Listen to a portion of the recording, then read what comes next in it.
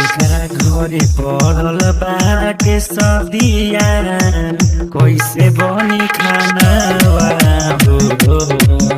जेकरा घरे पड़ल बाटे सदिया कैसे बनी खानावा हो।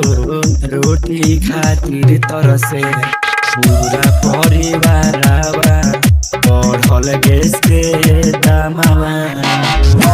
रोटी खातिर तरसे पूरा परिवारवा की बढ़ल गैस के दामवा हो।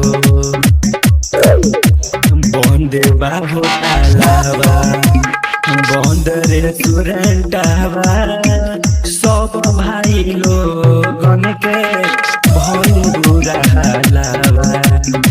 बंद बा होटलवा बंद रेस्टोरेंटवा सब भाई लोगन के भइल बुरा हालवा। सब लोग के भइल बाटे भाई लोग आफत में बारानवा हो। रोटी खातिर तरसे पूरा परिवारवा बढ़ल गैस के दामवा। रोटी खातिर तरसे पूरा परिवारवा की बढ़ल गैस के दामवा हो।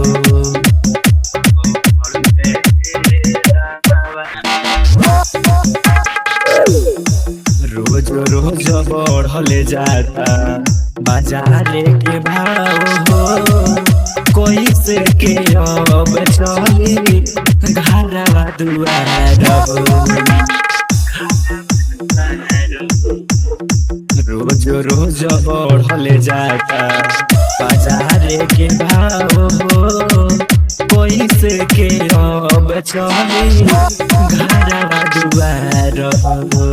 रोत रोत भीजल बाटे सबके देखो नयनवा हो। रोटी खातिर तरसे पूरा परिवारवा बढ़ल गैस के दामवा। रोटी खातिर तरसे पूरा परिवारवा की बढ़ल